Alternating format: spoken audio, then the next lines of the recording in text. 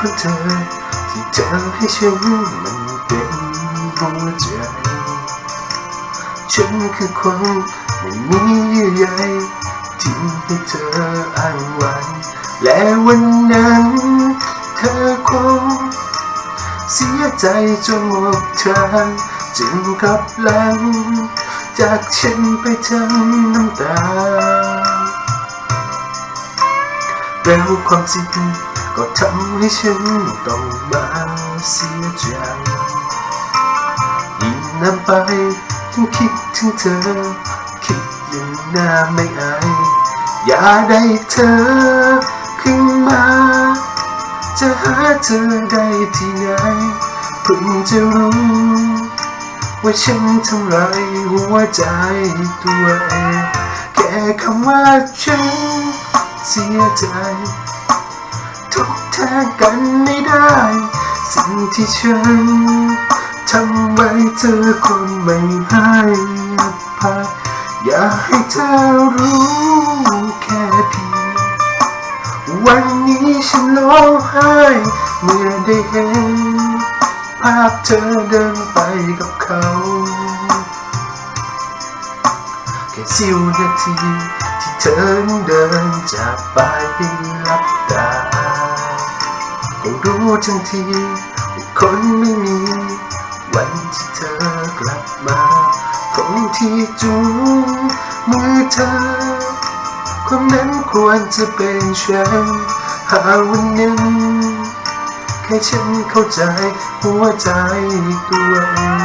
แค่คำว่าฉันเสียใจทดแทนกันไม่ได้สิ่งที่ฉัน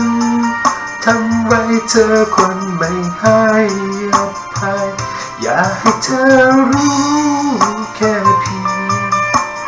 วันนี้ฉันร้องไห้เมื่อได้เห็นภาพเธอเดินไปกับเขา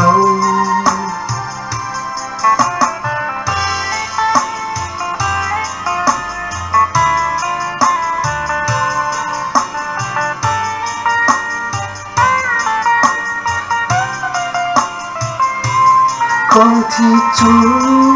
มือเธอคนนั้นควรจะเป็นฉันหากวันนั้นแค่ฉันเข้าใจหัวใจตัวเอง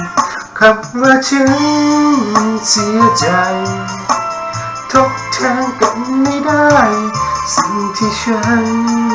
ทำไว้เธอคนไม่ให้อภัยอยากให้เธอรู้แค่เพียงวันนี้ฉันร้องไห้เมื่อได้เห็น